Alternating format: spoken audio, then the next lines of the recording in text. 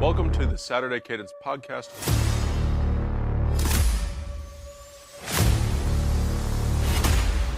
I'm Blake Biscardi, and remember, the Saturday Cadence podcast is the heartbeat of college football. What's up, everybody? Welcome into Saturday Cadence. I'm your host, Blake Biscardi, with David Wertheim and Grant Kincaid alongside. Got the 2025 season getting ready to be underway here, sitting in July. We're getting ready to move into fall camp, and then we're going to be on our way. So it's good to be back with you guys. We got a lot coming down the pike here as we get into the end of July, early August. So make sure you're staying tuned to the Silver Bulletin. But David, Grant, it's good to be back with you guys. Good to be talking ball again. It's going to be a great season. Second year with the 12-team playoff. So David, what's your thoughts here as we're sitting here in early July? No, you're right. It's good to be back. And it's felt like a while, honestly. The expanded playoff has helped in that regard. We had more games later, but still been a while, man. And January until July isn't exactly the best time to talk college football, but with the transfer portal and everything, there's been some major headlines this offseason. And I'm excited to break it all down. Good to be back for another year.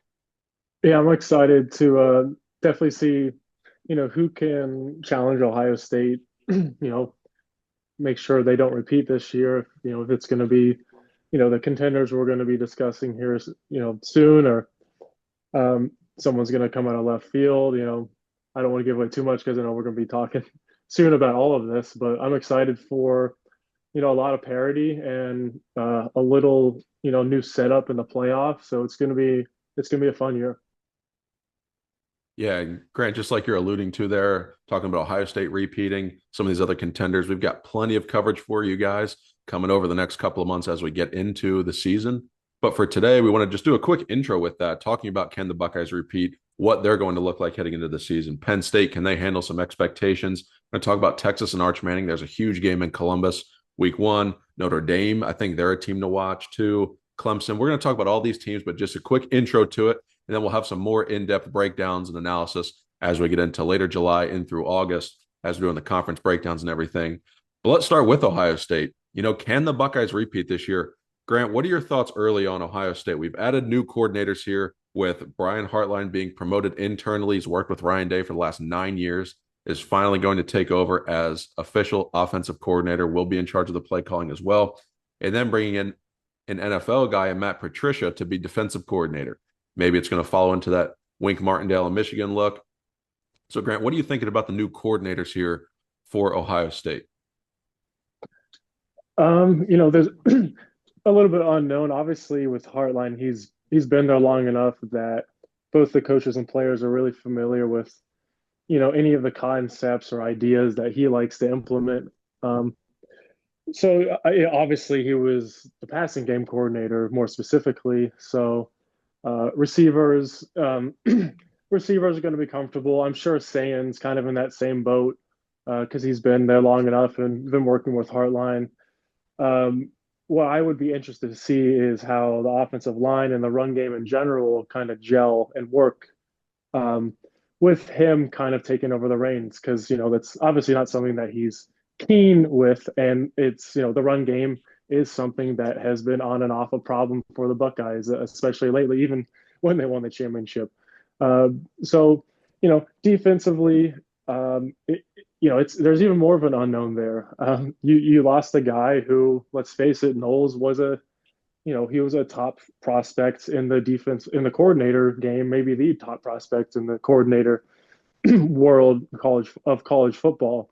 It'll be interesting to see the way that, Downs and some of these guys that, played last year and they're stepping up into a bigger role this year, how they can handle it and how the new coordinators can, step into their own role and, blaze their own trail successfully. David, what are your thoughts here with Brian Hartline and Matt Patricia coming on staff? Is there one that surprised you? I know Matt Patricia wasn't one of the favorite names at the beginning when it comes to Ohio State fans from their perspective. But when you look at this schematically and just as a fit with the coaching staff, with what Ryan Day, how he likes to run his program, who do you feel is going to be more successful here, Brian Hartline or Matt Patricia?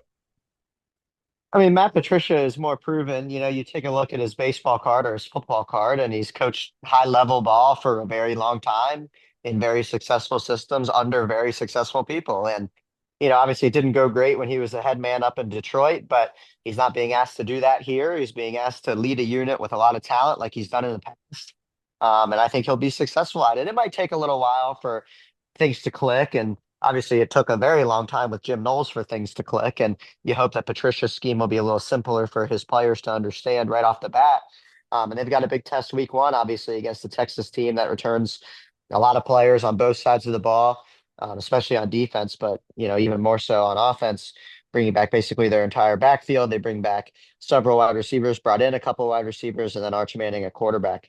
So it'll be interesting to see how it goes to start the year. But I like Matt Patricia in Columbus at Ohio State. I think it makes a lot of sense for both sides, and it sticks with what Ryan Day's tried to do the last couple of years, and that is, bring in guys who can take things off his plate and kind of lead their units. And I think Matt Patricia will do a good job of that, like he's done almost everywhere else he's been. I'm with you on those thoughts on Matt Patricia. I think it's going to be a successful hire. I do think, though, we may see a couple week lapse here where it's all right, we're filling out the defense what we have, because again, we know Ohio State lost 14 draft picks to the NFL. So they're going to look different offensively and defensively. However, a lot of these players, though, especially on defense, they've gotten good reps in the game. It's not like they've not played. There were second team guys. Ohio State used a heavy rotation on defense last year. So it's not going to be like this group Ohio State's trotting out there that's never played in big games before. It doesn't have any experience, because they do. They just not really started. So I do think Ohio State's defense will find its stride, especially as the season goes on. And as Matt Patricia is able to diagnose teams, I think Texas week one is going to be a huge litmus test. Say, where are both of these rosters at baseline in August? They're going to look very different by the time we get to November, December, into the playoff. I think both teams will be in there. But David, this quarterback battle seems to be the biggest thing when you're looking at the storylines of Ohio State's offseason, if we're not talking about Jeremiah Smith or Caleb Downs, the two best players in the country. So this quarterback battle for Ohio State, we think it's going to be Julian Sayin. He seems to be the favorite, but Lincoln Kienholz seems to be giving him a run. Both quarterbacks seem to be deadlocked. Maybe that's in air quotes, as we got through spring ball. But as we head into fall camp, how do you think this quarterback battle is going to shape out? And then what are they going to have to work with a supporting cast that's going to be led by Jeremiah Smith? I mean, I think that it's not really a quarterback battle. I think Julian Sayin is going to be the quarterback. We see this every year with Ohio State, and it's always the guy who we expect it to be. Um, even going back to one that was considered to be relatively close with Kyle McCord and Devin Brown, we all knew it was going to be Kyle McCord, and then it was. So Ryan Day's been saying this since he took the job. Justin Fields was in a quarterback battle his first year, if that tells you anything. So I think Julian Sayin's going to be the guy. And it could go one of two ways. He could be really, really good, or he could not be very good.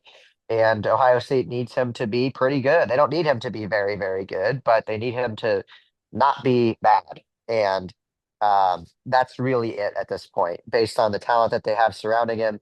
Jeremiah Smith, Carnell Tate, Brandon Ennis, et cetera, on the outside. Max Clare coming in at tight end. The offensive line should be good again.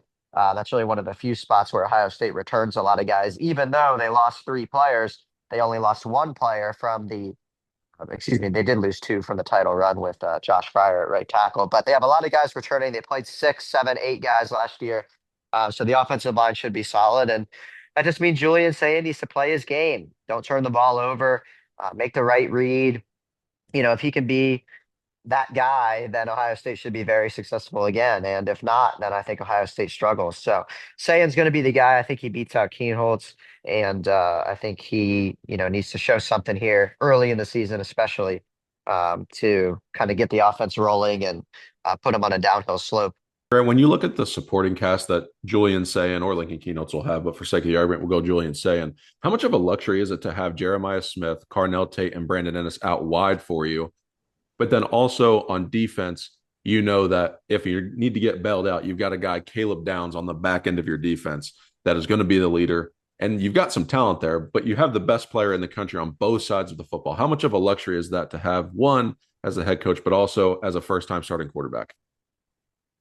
It's a huge luxury because, not only does he have those guys in games, but he's been working with the offense and a lot of those guys the past, year and a half or so, behind Will Howard and just in practice and whatnot. So, he's going to be familiar with, 3 of the best wide receivers in the country. from the second he steps onto the field. So that's going to be an advantage, especially, in a game against Texas. Albeit Arch has been around plenty long, and I'm sure he's familiar with his teammates, and there's going to be a storyline there. Um, I think Sane has a huge advantage there, just having guys that can get open and have the awareness to find spots that other guys wouldn't. And it's going to help him out a lot, especially beginning of the season. Yeah, the best way to get a new quarterback or a first-time starting quarterback comfortable is to just give them rhythmic throws early.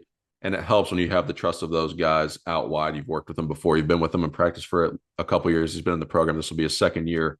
But when you have a guy named Jeremiah Smith, Carnell Tate, and Brandon Ennis, I mean, you can trust those hands. They're extremely reliable. But also another guy to highlight and watch is going to be Max Clare. He's the transfer tight end, kind of slot receiver hybrid from Purdue. I think he's going to have an elite season for Ohio State. I think he's going to be a great addition. So he's a name that you should watch through fall camp. And then as the season wears on, there's going to be a lot of attention given to Brandon Ennis and Carnell Tate and Jeremiah Smith, obviously. But Max Clare, make sure you know that name too. He'll be a household name by the time we get to November. But another team we want to talk about here in the Big Ten is Penn State. Now, the blueprint for the national title, it seems the last couple of seasons has been the senior-laden veteran team. Michigan did it in 2023, although with sign stealing involved, we'll see here as that NCAA investigation plays out. But we saw the game on the field. They did win it in the playoff. And then Ohio State last year returned everybody, wins a national title. Penn State, they're the team this year that is doing that. They've brought everybody back. They've got Drew Aller, Nicholas Singleton, Katron Allen, a great defense. The one thing Penn State doesn't have still is vertical threats at wide receiver. So unless they develop or we don't know about them yet, they're going to have some breakout players. I think that'll still be the weakness there for Penn State. But David, when you look at a team like Penn State, they've not been able to get over this hump of winning that big game or beating Ohio State or beating Oregon or beating Michigan. Do you think they can handle the expectations this year? Now, they've not been able to do it when they weren't expected to win. Now they are expected to be in those games and contend for a national title. It's not just, oh, can Penn State make the playoff? It's this team has national championship level expectations attached to it by some analysts. I mean, the reality of that depends on the person, but Penn State does have this veteran roster. Do you think they're going to be able to handle these expectations? How's that going to fare with James Franklin? And then this addition of Jim Knowles. I think there's a lot of factors working into this with Penn State where, yeah, this team on paper could win a title. How do you think Penn State as a program manages these expectations this year? Well, it'll certainly be interesting. And yeah, they're another team that returns a lot of production. Um, their offensive line is kind of unproven. They're old, but unproven. So I'm interested to see that. They brought in three new wide receivers, all three of them looking to start for them this year. And then, of course, you get Drew Aller, Nick Singleton, Katron Allen all back there in the backfield. Defense with Jim Knowles, very experienced, and that's what Jim Knowles likes, old players who can understand his system. So, for Penn State, the expectations are to win a national championship this year, and those are very high expectations. And I'm interested to see if they were to fall short of that, which they probably will, because it's very hard to win a national championship, how their fan base reacts. Because James Franklin, of course, is known for heartbreak after heartbreak after heartbreak these last 10 or so years. And now that this is arguably the best roster that they have, at least preseason, up to this point in the Franklin era, you wonder how their fan base will do with these expectations. And yeah, they still got some big games. Obviously, they play Ohio State again, and they're going to have to play in the Big Ten championship game if they want to be at that elite level. And for Penn State, I think it's important that they start off on the right foot and take care of their business in the early games. And then once they get into the meat of their schedule, they'll have an opportunity to go out there and prove some things and maybe beat Ohio State, which they haven't been able to do other than one time in the James Franklin era. So it'll be an interesting year for Penn State. A lot of new faces, but a lot of returning production too. And, that gives you the blueprint of Ohio State, that 2024 Ohio State. But I don't think Penn State is as talented as that. And it'll be interesting to see how they fare here during the season with those high expectations. Yeah, Penn State's going to be a very interesting story. Like you said, they have that blueprint with Ohio State. They literally have the same defensive coordinator. They have the experience on defense, run those safeties and those linebackers all over the place.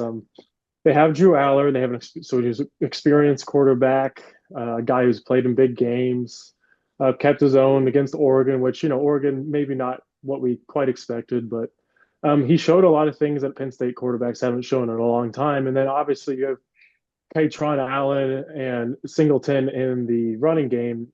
So, he's got it set up, James Franklin does, to where, if he just guides this ship, he's going to have a chance at a championship. If he just keeps it in the right direction, he's going to find out what his team's all about. And they should be able to compete for a championship this year.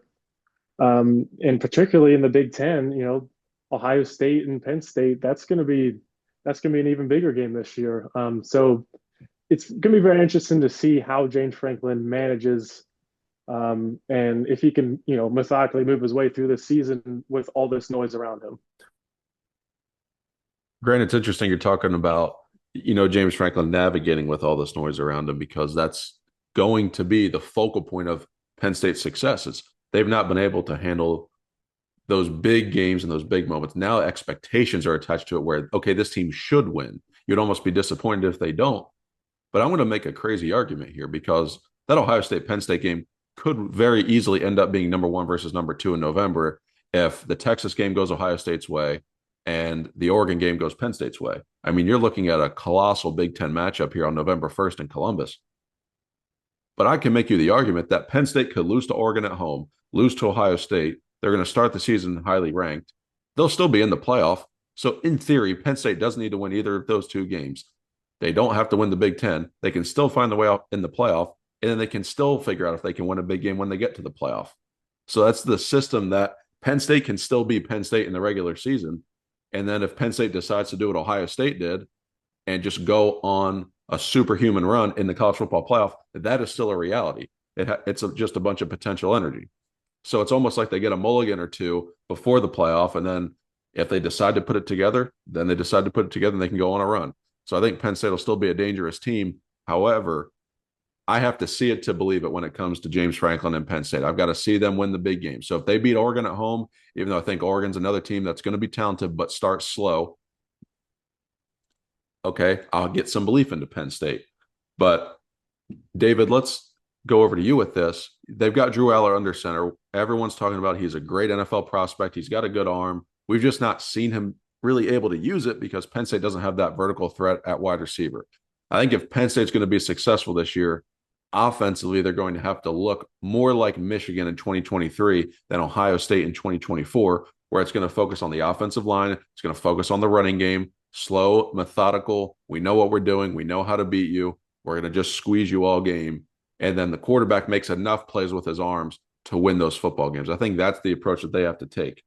So when it comes to Drew Aller, David, and his Heisman hopes, do you think that's actually legitimate, or do you think that's just like, hey, best player on the best team argument on the odds board? Because when I look at it, if I say, how does Penn State be successful this year? It's going to be by running the football and playing good defense and focusing on the offensive line based on their roster. I don't think Drew Aller is going to do enough with his arm to merit a Heisman Trophy. I agree 100%. I don't know if Penn State can get to that 2023 Michigan level for a couple of reasons. First of all, they don't have the signs, and that hurts. Second of all, I don't think their offensive line is as good as that Michigan offensive line. And I think that hurts you when you're trying to run the ball down people's throats. I mean, we saw Ohio State last year totally win the short yardage battle on both sides of the ball against Penn State. They had a massive goal line stand, just pushing people back. And then on offense, I think wasn't there like a 6-minute drive where Ohio State just ran the ball, or an 8-minute drive where right Ohio to end the State game. to end the game. Yeah. So, I mean, last year, Ohio State just totally physically dominated them. And that was an Ohio State O-line in their first game without Seth McLaughlin. And they didn't have Josh Simmons either already by that point. So they were still gelling. That wasn't the Ohio State we saw in the playoffs. And they still dominated Penn State up front. So Penn State's going to have, a major challenge in that regard. It's not going to be as easy as people think. Singleton and Allen, very talented. Drew Aller, big, strong guy. But that's going to be a problem for them. They're going to have to assert themselves at various points throughout the entire season. And for Aller, you're right. We haven't seen it. And you're right about the vertical passing game. They brought in 3 new receivers, Hudson, Ross, and Pena. And, we'll see how they decide to use each one of those guys. I know Pena's more of a slot. Hudson's probably your downfield guy. And then Ross would be the equivalent of the, Carnell Tate in the Ohio State offense. But None of those guys are particularly large. Pena and Ross under 6 feet, Hudson just at 6 feet. So, it's going to be interesting to see how Aller targets them as well and how many, one-on-one balls they can win at that size. So I'm not sold on the Penn State offense, all that to say. And I'm certainly not sold on Drew Aller as a Heisman candidate.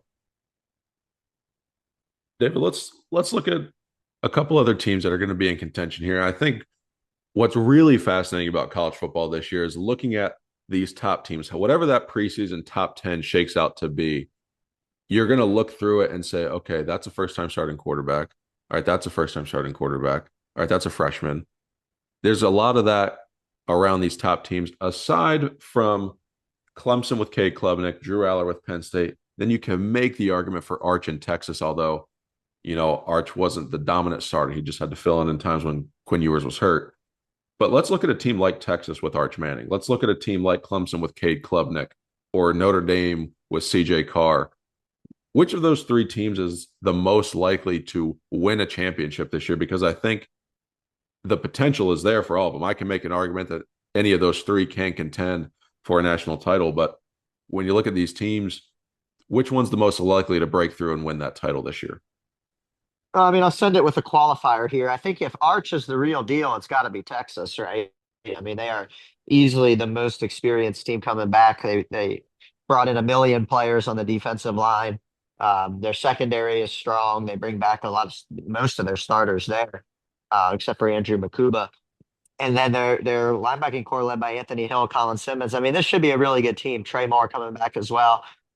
Texas should be really good. If Arch is the real deal, then they're going to be scary, and they could, in theory, run the gauntlet and win the national championship. I also like Clemson here. Cade Klubnik, one of the top 3 returning quarterbacks easily in the country. And they're experienced elsewhere as well. And that's kind of the theme that you'll see these days is that there's a lot of experienced teams now with NIL. And I like what Clemson has. I think their defense is strong. Klubnik, obviously, like I said, top 3 returning quarterback.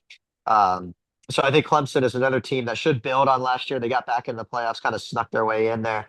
But they got back in, and they should have an opportunity to be back again this year.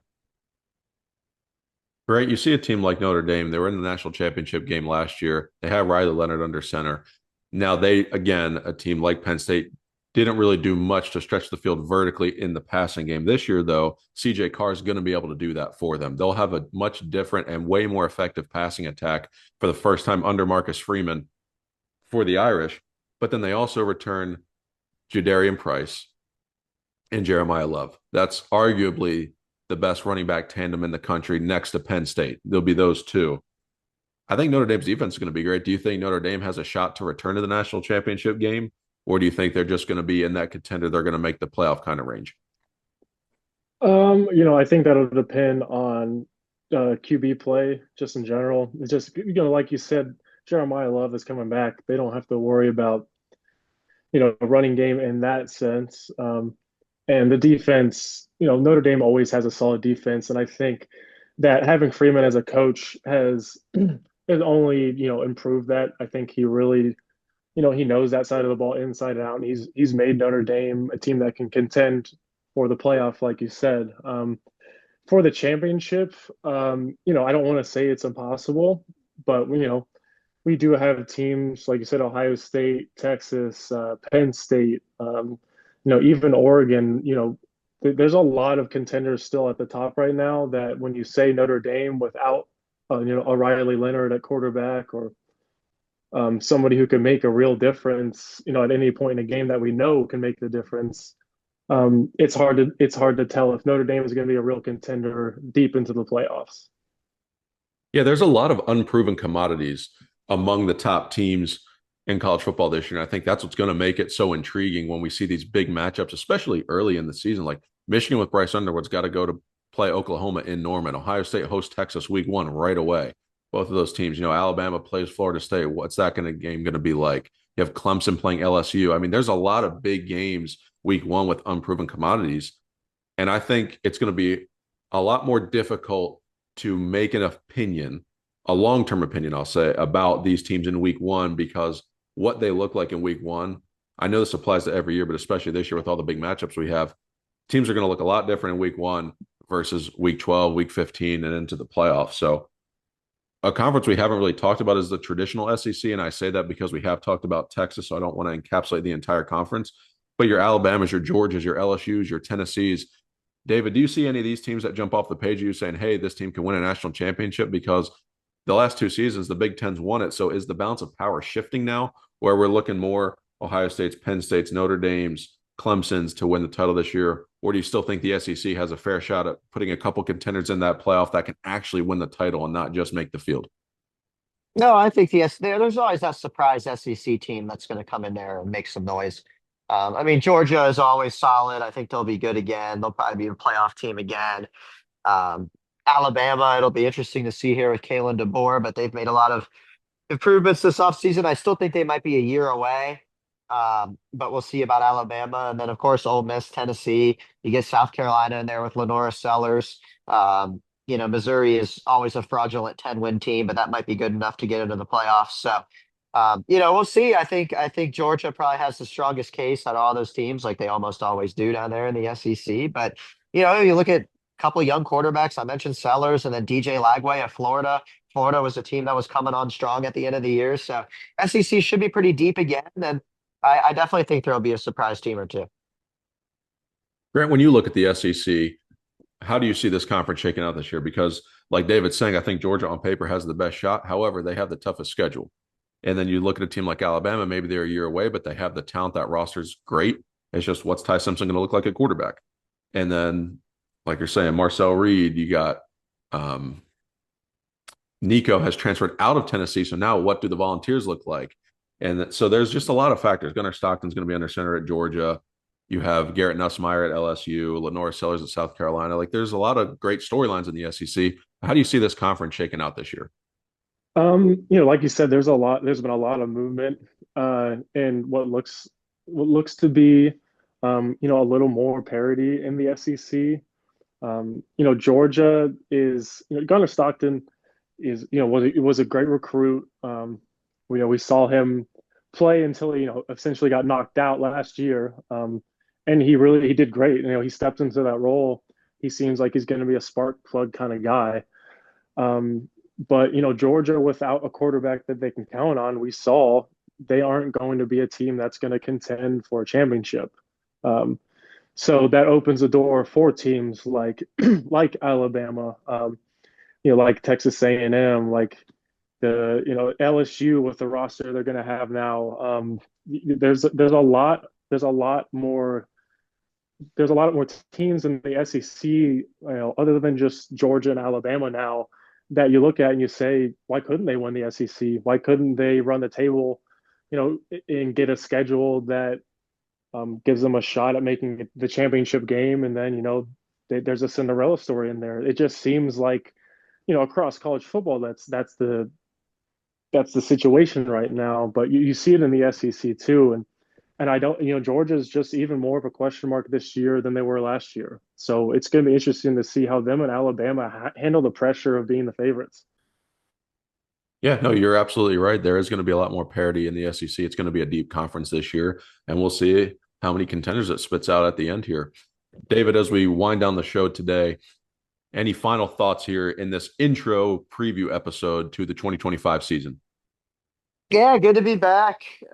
Good to be talking ball again. And, I want to give a shout out to my compadres in the Big 12 who we didn't discuss a lot today. So we'll make sure to get to you guys next time. But yeah, great show and glad to be talking ball. And thank you to everybody who's tuning in as always. And, should be another great season for us to break down, and we'll be here every week to do it. Yeah, guys, we appreciate you listening to the show today again. Thank you for tuning in. We're going to have plenty of coverage here as we get through July and into August. We're going to preview each of the conferences. We're going to walk through our season previews, playoff picks. We've got everything coming up for you, so make sure you're staying tuned to the socials to figure out when we're dropping those episodes. We're going to get back onto a more regular schedule here now that we've got the season coming up. And again, follow us on Twitter at Saturday Cadence and at T Silver Bulletin. And we appreciate you guys listening. We will see you next time.